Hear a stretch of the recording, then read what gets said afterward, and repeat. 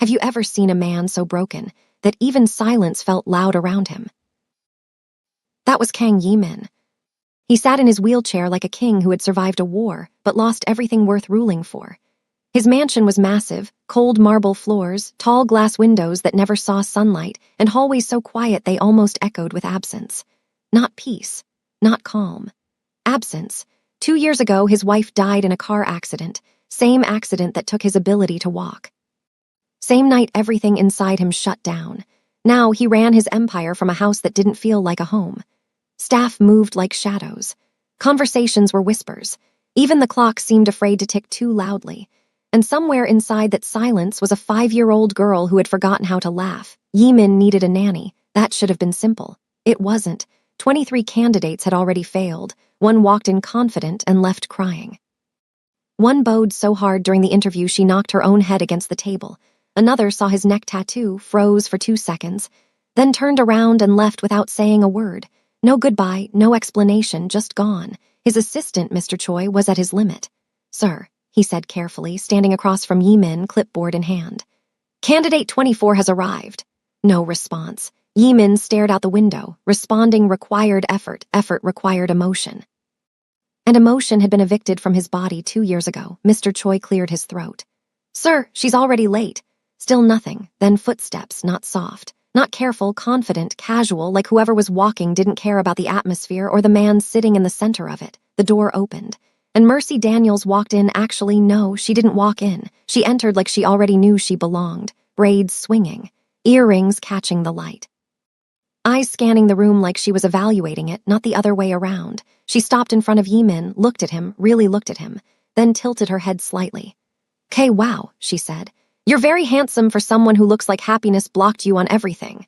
Choi nearly choked. The bodyguard near the door blinked. Yi-min blinked. That was it. No reaction, just a slow, measured blink. Mercy nodded like she expected that. "All right." Strong, silent type.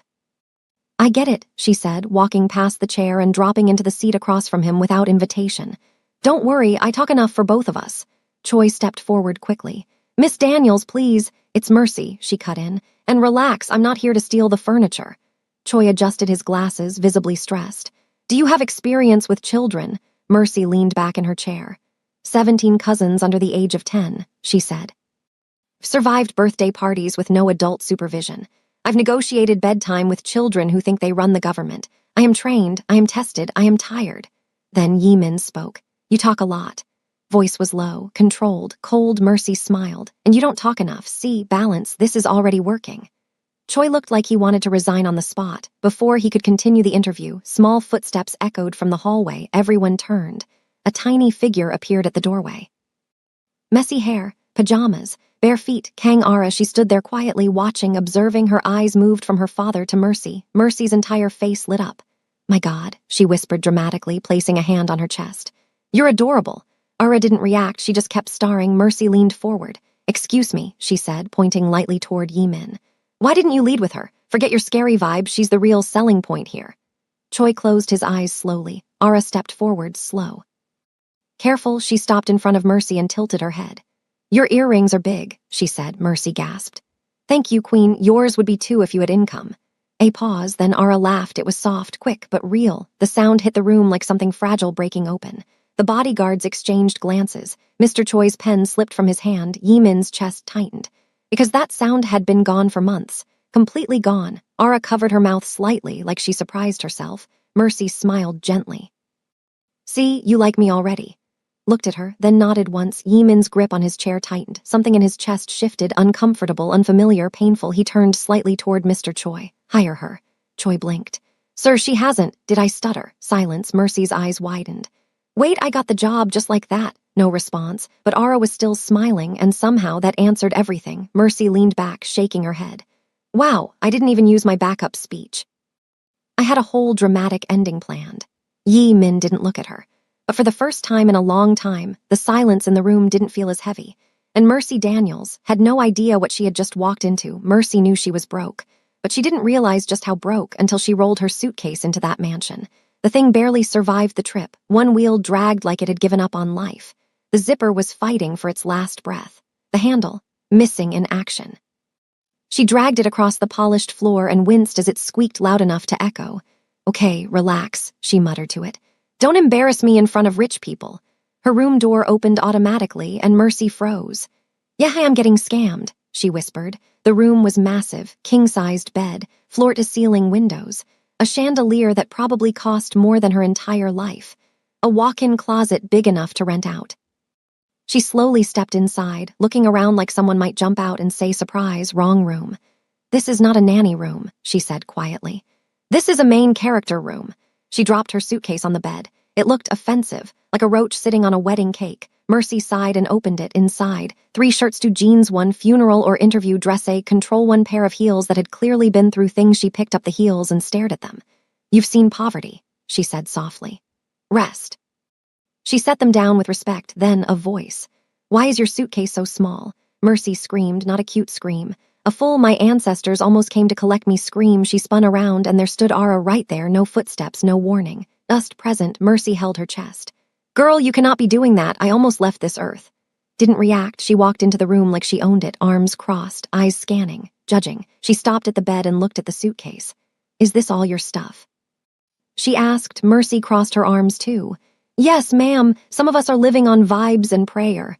Ara reached into the suitcase and picked up the bonnet. She held it like a mysterious artifact. "What's this?" Mercy stepped forward quickly.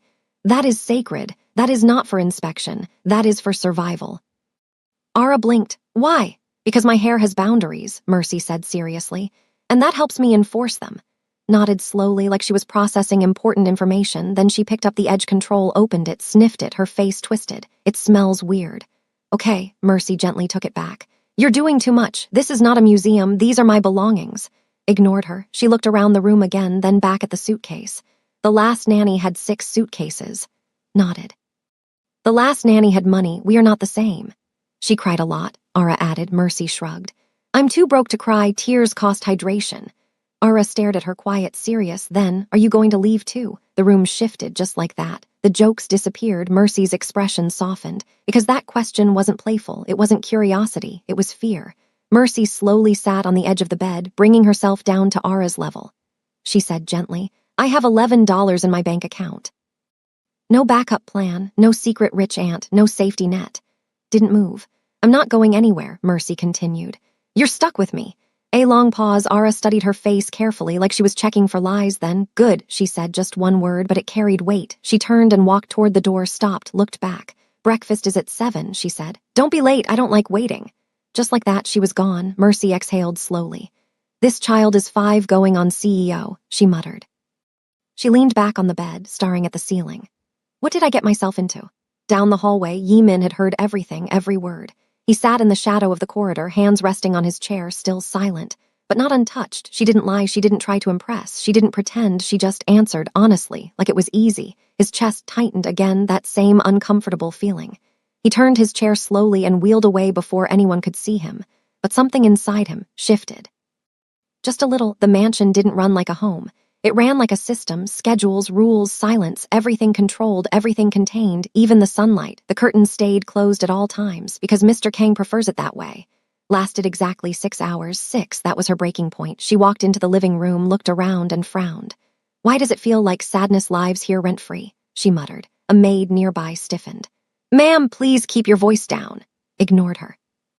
She walked straight to the curtains, grabbed them, and pulled. Light exploded into the room, bright, warm, alive. The maid gasped like Mercy had just committed a crime. Ma'am, we don't open those. Mercy turned slowly. Why? Mr. Kang prefers it dark. Looked back at the sunlight, then at the maid, then back again. Mr. Kang needs vitamin D, she said. We're opening them. The maid looked like she was about to report her to the government. Mercy didn't care. She walked into the kitchen next, opened the fridge. Closed it, opened it again. Okay, this is rich people food, she said. Where's the struggle section? The chef stared at her in confusion. Mercy pulled out her phone. A few seconds later, music, loud, bright, alive, Beyonce filled the kitchen. The entire staff froze. One of the bodyguards stepped in slowly. What is that? He asked cautiously. Mercy looked at him like he had just insulted history. That, she said, is Beyonce, show some respect. Is not allowed in common areas, he said. Mercy turned the volume up. Music is now therapy, she replied. The bodyguard stood there unsure, because nothing in his training manual covered this situation. And somewhere in the house, Ara was smiling again, and for the first time in a long time. The silence was breaking. By the end of that first day, Mr. Choi had received 14 complaints. 14, he stood in the hallway holding his tablet like it had personally offended him. Opened the curtains. Played loud music. Staff routine. Referred to the chef as my guy. Exhaled slowly. This was not what he signed up for. He turned the corner and froze because at the end of the hallway, Mercy Daniels was teaching Kang Ara a handshake. Not a simple handshake. A full routine clap. Snap. Spin. Finger point. Double clap, and Ara was laughing. Again, Mr. Choi stood there in silence, processing because this child hadn't laughed in months. Now she was laughing twice in one day. He walked forward. Miss Daniels looked up. Mr. Choi, you look stressed. Have you tried drinking water and minding your business? Ara giggled. Mr. Choi adjusted his glasses. I have received multiple complaints. Nodded. That sounds like a them problem. You have disrupted the order of this household. This household needed disruption, she replied calmly. It was giving museum. Choi pinched the bridge of his nose. This is a structured environment. This is a depressed environment, Mercy corrected. I'm trying to help. Ara tugged Mercy's sleeve. I like the music. Choi opened his mouth, then closed it, because what exactly was he supposed to say to that? He sighed. I will speak to Mr. Kang. Please do, Mercy said cheerfully. Tell him I said hi, and that sunlight is free. Choi walked away slowly, questioning every decision that led him here. Mercy looked down at Ara. I think I'm getting fired, she said. Ara shrugged. Probably. Nodded. Cool, let's learn another handshake before I lose my job. That night, Mercy thought she was alone. Keyword, thought. She stood near the only window in the mansion that gave decent phone signal, leaning against the wall, whispering into her phone. Girl, she said. Girl, you are not ready for this story. The other end, her best friend Kesha was already laughing. Start talking immediately. Took a deep breath. First of all, this house is haunted. Kesha gasped dramatically. I knew it. No, like actually haunted, Mercy continued. Every hallway looks the same. I tried to go to the bathroom and ended up in a room with one chair. One chair who is sitting there, a ghost, a villain, a ghost villain. Kesha was losing it. And the people, Mercy added. Don't even get me started. I'm ready, Kesha said. Okay, Mr. Choi, the assistant. That man walks like he swallowed a ruler. I said good morning to him and he looked at me like I committed tax fraud. Kesha laughed louder. And the bodyguards, Mercy continued. They don't speak, they just stand there watching. One of them watched me eat a sandwich for 6 minutes straight. 6, I almost choked under pressure. Stop, Kesha yelled. What about the kid? Mercy smiled without realizing. That's my baby now. She's bossy. She's dramatic. She told me my edges were acceptable. I respect her. Kesha paused. Okay, and the dad. Mercy went quiet for a second, then girl. Kesha leaned closer to her phone. What? Girl, he's fine. Silence then, what? I said what I said, Mercy replied. Frustratingly fine, annoyingly fine, like I know you're dangerous, but I might risk it anyway fine, Kesha screamed. He has a neck tattoo, Mercy added. Neck tattoo, Kesha shouted. You're done, you're finished. I know, Mercy said, but emotionally. Completely unavailable. This man hasn't smiled since dial-up internet. He looks at me like I'm a math problem he refuses to solve. Kesha was wheezing. I want to shake him, Mercy continued. Like sir, feel something, blink twice if you're alive emotionally. Mercy, Kesha started. The other day he said 2 words to me, Mercy said. 2, and my stomach flipped. I'm sick, I need help. Mercy, what? Kesha's voice dropped. Turn around. Froze, slowly, very slowly, she turned, and there he was.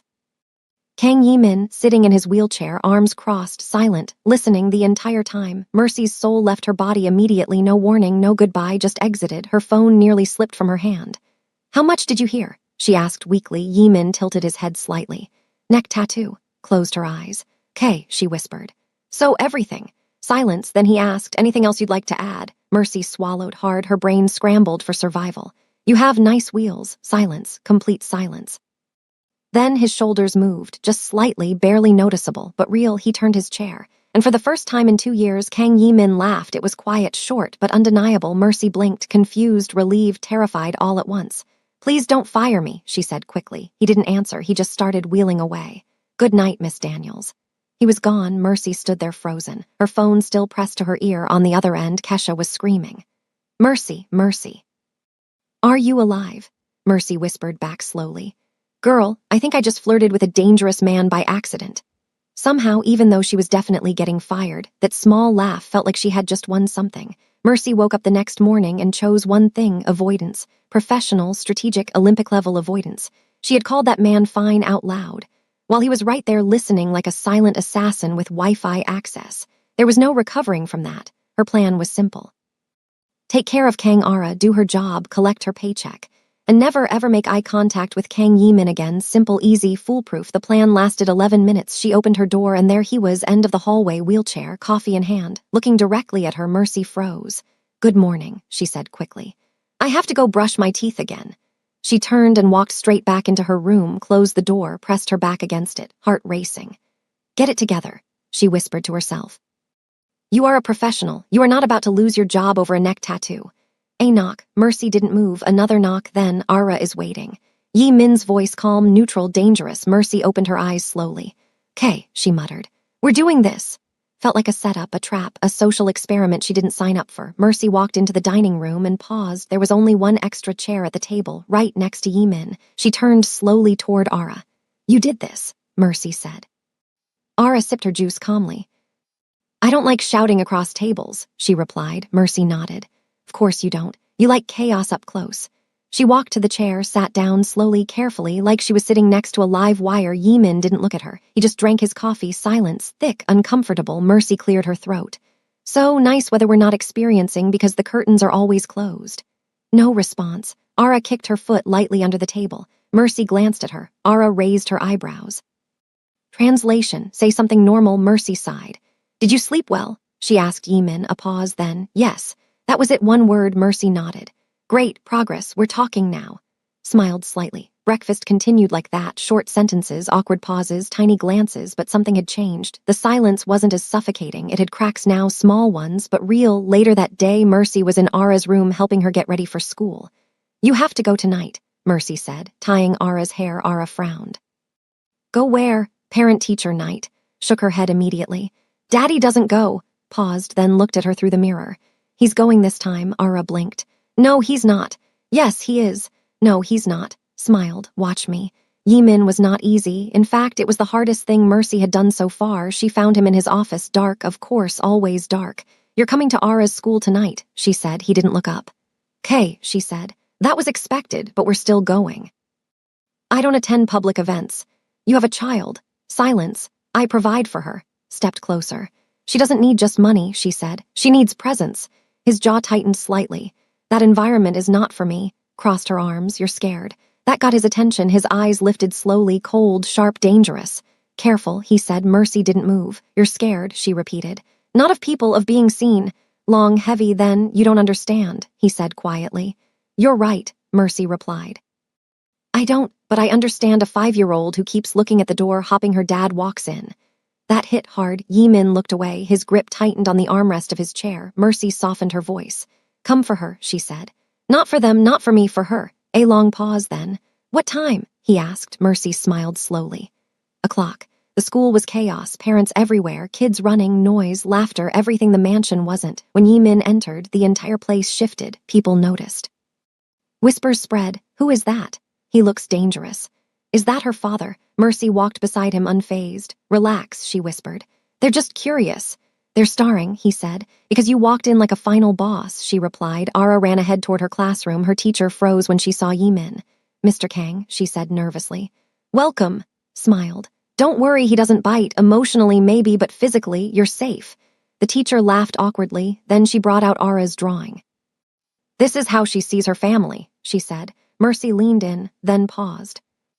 "Oh," had drawn 3 figures herself. Mercy and Yi Min. Mercy looked normal. Ara looked happy. Yi Min was drawn like a stiff, serious figure in a wheelchair with a straight face. Under it, Ara had written, "Daddy is strong but looks like a tired potato sometimes." Covered her mouth. The teacher panicked. "She did mean." Then a sound. Yi Min. He laughed, not small, not hidden. A real laugh, clear, warm, alive. The room froze. Mercy stared at him. Ara blinked, confused, because she had never heard that sound before. Yi Min looked at the drawing again, then at Ara, and for the first time, there was something in his eyes, not emptiness, not distance, something softer, something real. And just like that, another wall fell. The ride back home felt different. No one said it out loud, but everyone felt it. Something had shifted, not completely, not magically, but enough. Kang Ara sat in the backseat, holding her drawing like it was something important. She kept glancing between Mercy Daniels and Kang Yi-min like she was trying to understand what just happened. Because for the first time in her life, her father had laughed, not politely, not forced, but real, and that changed something inside her. That night, the mansion didn't feel as heavy. The silence was still there, but it wasn't suffocating anymore. It was quieter in a different way, less painful, more waiting. Mercy stood in the hallway, leaning against the wall, arms crossed, replaying everything in her head. "That potato comment almost got me fired," she muttered, a voice behind her. "You laughed." She turned. Yi-min was there, closer than usual, watching her. She blinked. "You laughed first." A pause, then he said quietly, "I don't usually do that." "I noticed," Mercy replied. "It's been a very serious environment." Almost smiled, almost. Mercy caught it, and her heart did something weird. Something she didn't like, something dangerous. She straightened. "Get used to me being funny," she said quickly. "This is a limited-time service." "Aware," he said. Silence settled between them again, but it wasn't awkward, not like before. This time, it felt like something unspoken was building. Then small footsteps. Ara appeared again. Of course she did, always appearing at the right moment like a tiny emotional supervisor. She looked between them, then walked forward and grabbed both their hands. Mercy blinked. "Oh, okay. We're doing this now." Ara didn't explain. She just held on firm, determined, like she had made a decision. Yi-min looked down at their joined hands, then at Ara, then briefly at Mercy. And for once, he didn't pull away. Later that night, Mercy sat on her bed, holding her phone. An email glowed on the screen, unread. She already knew what it was. She had been waiting for it for months. Slowly, she opened it. Her eyes scanned the message, then froze. No way. Her heart started racing. She stood up. "Read it again, and again, just to be sure." Then she whispered, "I got it." A full scholarship, London, her way out, her future, everything she had worked for, everything she had prayed for, right there in her hands. Mercy sat back down slowly. The excitement was there, the relief was there. But something else, something heavy, sat in her chest, because now she had a choice: leave, and chase the life she dreamed of, or stay and protect the fragile, healing family that was just beginning to breathe again. Down the hallway, Yi-min sat alone in the dark. But this time, he wasn't as empty. And for the first time in 2 years, he didn't feel completely alone. And Mercy, she stared at that email not knowing that whatever choice she made next would change everything. If you made it this far, don't forget to like the video, drop a comment telling me what you think Mercy should do, and subscribe for part 2, because trust me, this story, it's just getting started.